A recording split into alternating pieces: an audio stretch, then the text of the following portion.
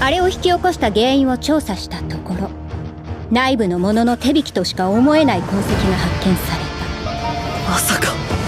そうよ、塔に裏切り者がいる。裏切り者。Yo, halo orang-orang budiman. Nah, kembali lagi bareng gue Deas di Konten Gambas, gambar sambil ngebahas seputar anime. Dan di video gue kali ini, gue bakal gambas sedikit spoiler dari anime Historia One and Sword Season 2 episode 13. Yang kayaknya bisa dibilang episode 1 dari season 3-nya nanti. Soalnya episode 12 kemarin menjadi episode terakhir dari anime Historia season 2 ini. Jadi kali ini gue bakalan ngasih sedikit spoiler apa aja yang bakalan terjadi di episode awal season 3 nanti. Nah, di season 3 nanti tuh bakalan berfokus ke konflik menara yang harus menghadapi ancaman musuh yang bernama Gotia. Yang dimana cerita diawali yang memperlihatkan setelah Sera memberi perintah penyelidikan, Keridiban pun datang dan menjelaskan kalau sebenarnya gerbang menara hanya bisa dibuka oleh penyihir hebat yang terdaftar. Dan gerbang tersebut dibuka dari dalam menara. Oleh sebab itu mereka berspekulasi kalau di dalam menara pasti ada pengkhianat yang ikut adil dalam penyerangan Terminaria kemarin. Dan Keridiban yakin kalau mereka adalah Tomb of Ruin yang disebut sebagai Gotia, yang juga pernah hampir memusnahkan dunia 10 tahun yang lalu. Oleh sebab itu Sera memohon kepada murid baru yang lolos ke dalam faksi untuk memata-matai faksi mereka. Setelah selesai bimbingan, Will beserta rekan-rekannya masih tidak percaya kalau di dalam menara ada seorang pengkhianat yang masih bebas berkeliaran. Cerita berlanjut keesokan harinya yang memperlihatkan keadaan para murid yang baru masuk faksi mereka, yang dimulai dari Colette yang dijadikan ratu di faksi tanah. Karena setelah 20 tahun, akhirnya faksi tanah kedatangan anggota wanita muda lagi. Di sisi lain, Julius masih harus menghadapi tangisan dari Elvaria yang tidak bisa membawa Will ikut bersamanya. Tapi dengan sedikit kata-kata manis dari Julius, akhirnya Elvaria berhenti menangis dan bisa kembali tersenyum. Di faksi Elf, Wignall juga terlihat diberi sebuah kalung oleh Elnor agar Wignall tidak bisa kabur dari pengawasan si Elnor ini. Sedangkan di faksi Api, Sion terlihat babak belur setelah terkena serangan dari Karyot. Di sini Karyot berniat untuk membuang si Sion ini. Tapi saat melihat kegigihan si Sion ini, Karyot pun terlihat masih ingin lebih lama meladeni si Sion ini. Dan yang terakhir, di faksi petir, terlihat kalau para anggota faksi sedang berlari di lapangan, termasuk Will dan juga Lihana. Di sini juga diperlihatkan kalau di season 3 nanti bakalan ada 3 karakter baru yang muncul dari faksi petir ini, yaitu Melia, Olga Neau, dan juga Nanaru. Tapi sayangnya kekuatan fisik Lihana tidak sekuat anggota faksi petir lainnya, sehingga dirinya dimarahin oleh Guilford. Dan karena tidak tega melihat Lihana yang sudah kelelahan, akhirnya Will mengajukan diri untuk menggantikan larinya si Lihana ini. Dan setelah 500 putaran, akhirnya Will ikut tumbang juga. Tapi kegigihan Will ini justru membuat 3 seniornya menjadi senang. Sedangkan Seo baru juga datang, langsung mengajak Will buat sparring. Di sisi lain terlihat beberapa orang berjubah dan bertopeng yang sedang membincangkan rencana mereka ke depannya, yang dimana mereka merupakan kelompok Gotia. Dan tujuan mereka adalah untuk membebaskan langit yang sebenarnya. Dan untuk hal tersebut membutuhkan sebuah kunci yang dipegang oleh para penyihir yang mereka sebut sebagai Baal. Oleh sebab itu, mereka menyuruh seseorang untuk mengambilnya, yang merupakan seorang wanita yang bernama Shade. Cerita berlanjut kembali ke faksi petir, yang memperlihatkan Xiao yang menyuruh Will untuk kembali berlatih agar nanti mereka bisa sparring lagi. Dan hal tersebut membuat Melia cemburu karena anggota baru seperti Will bisa sparring dengan Xiao. Di sisi lain, Lihana malah direndahkan oleh seniornya tersebut karena masih saja terus tertinggal dan tidak bisa berkembang. Dan mereka menganggap kalau tidak ada lagi harapan untuk si Lihana ini. Tentu hal tersebut membuat Lihana frustasi sampai-sampai nyasar ke tempat pemandian pria. Will yang menemukan Lihana pun mengajak Lihana untuk membicarakan masalahnya yang dia hadapi di tempat lain. Cerita berlanjut ke asrama faksi petir di kamarnya Will, Di sini setelah apa yang dirinya lakukan, Liana merasa kalau dirinya sudah mengecewakan neneknya, yang merupakan satu-satunya orang yang mempercayai dirinya. Di sini Liana juga menceritakan tentang mata birunya yang dianggap kurang baik oleh keluarganya. Karena di keluarganya sendiri, mata semua orang berwarna layaknya seperti petir. Dan itu menjadi penyebab trauma di masa kecilnya. Sejak kecil tidak ada yang percaya dengan dirinya, kecuali neneknya sendiri.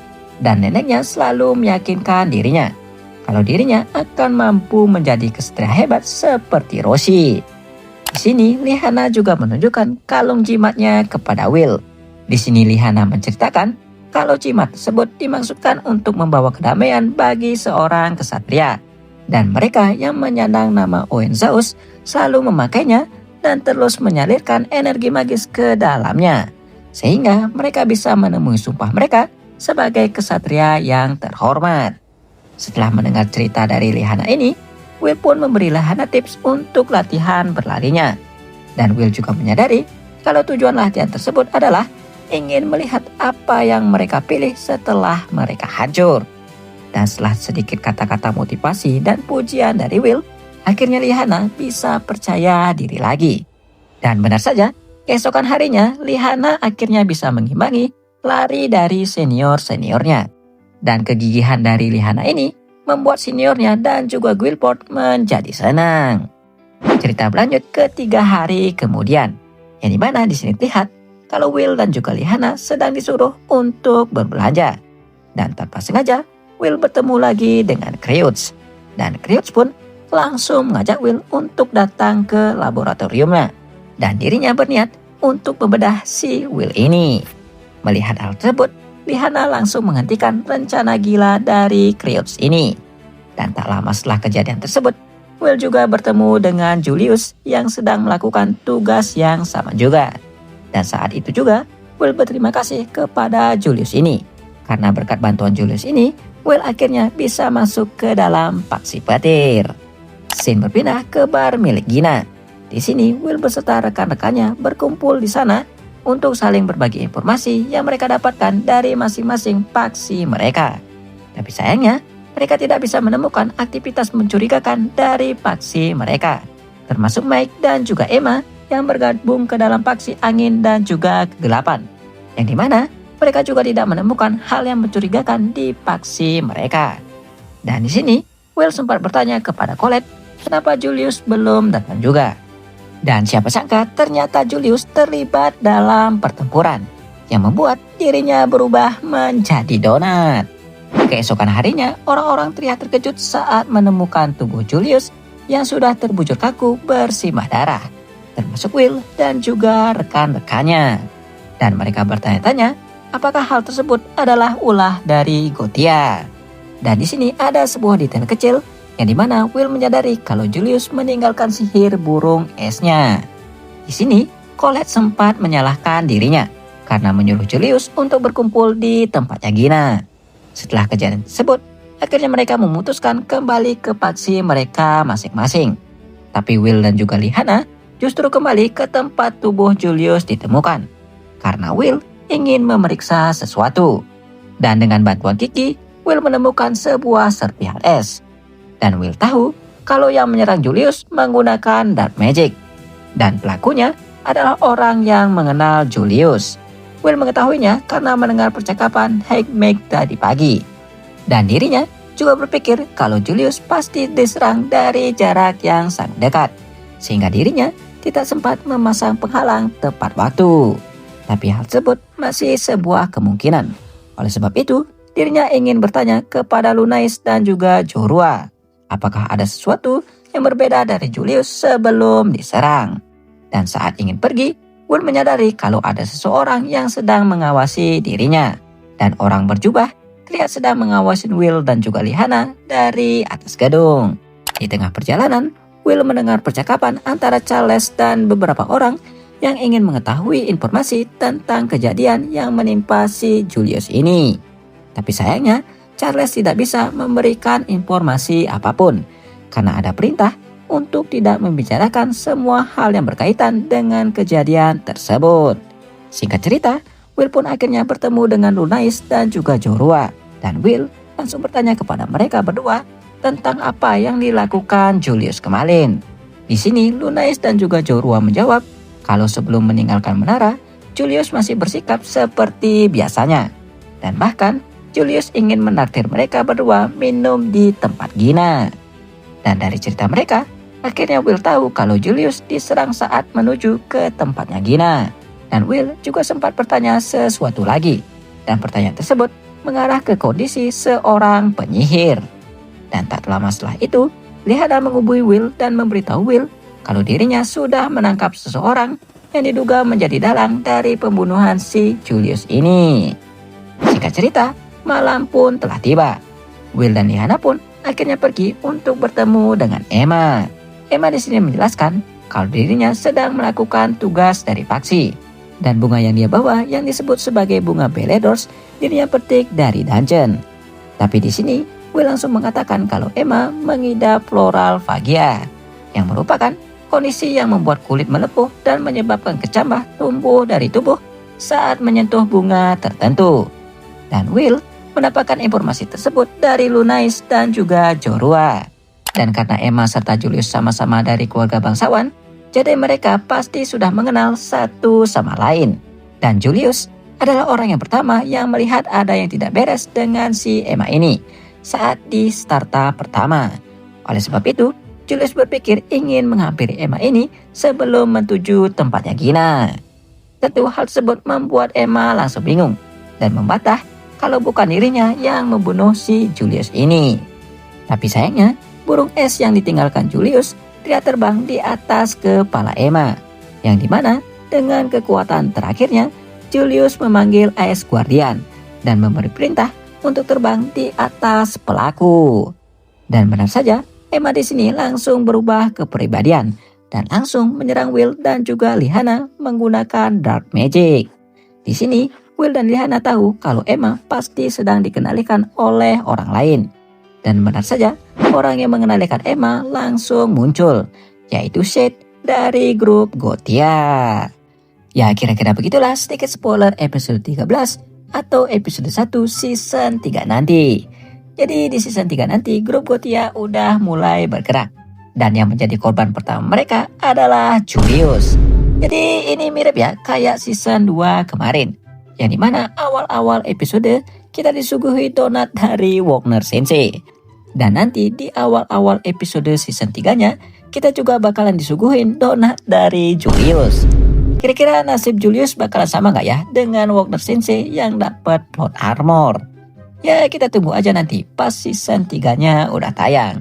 Tapi kemungkinan season 3-nya ini tayang sekitar 1 atau 2 tahun lagi. Jadi bagi kalian yang udah penasaran sama kelanjutan ceritanya dan penasaran sama pengkhianat yang ada di menara, kalian bisa lanjut baca manganya mulai dari chapter 41. Jadi gimana menurut kalian? Komen di bawah ya. Ya kayaknya asing dulu dah video gambar gua kali ini. Semoga kalian suka sama video gua dan juga gambar Will gua ini. Seperti biasa untuk hasil gambarnya gua taruh di akhir video nanti ya. Dan jangan lupa juga ikuti channel ini biar gak ketinggalan video gambar lainnya. Oke, udah gitu doang, sampai jumpa di next video. Bye bye.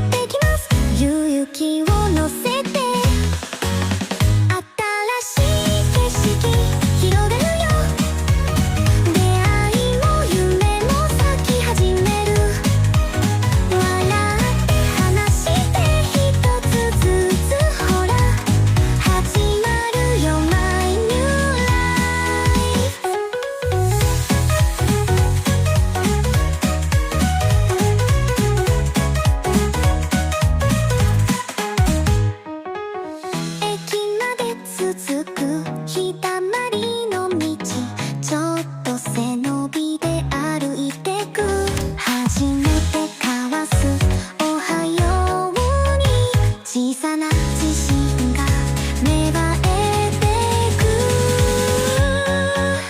新しいと愛あけて春風が背中を押すよドキドキとワクワクのリズム始まるよ My new life 迷う時もあるけれど踏み出せば景色が変わる私らしく私のペースで一歩ずつ進めばいい新しい景色広がるよ出会いも夢も咲き始める笑って話して一つずつほら始まるよ My new life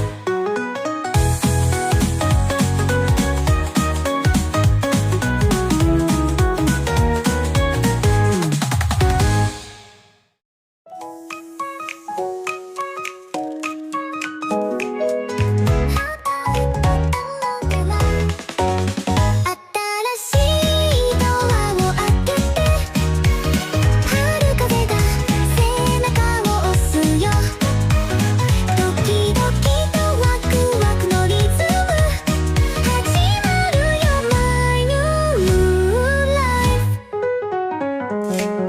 窓を開けたら柔らかな光桜の花びらひらり舞い込むお気に入りの靴を履いたら行ってきます勇気を乗せて新しい景色広がるよ出会いも夢も咲き始める笑って話して一つずつほら始まるよ My new life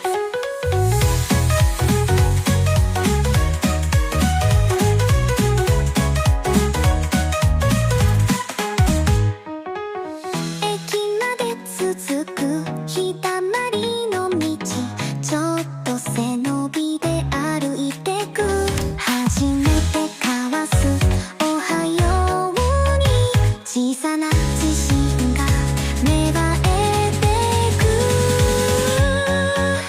新しいと愛あけて春風が背中を押すよドキドキとワクワクのリズム始まるよ My new life 迷う時もあるけれど踏み出せば景色が変わる私らしく私のペースで一歩ずつ進めばいい新しい景色広がるよ出会いも夢も咲き始める笑って話して一つずつほら始まるよ My new life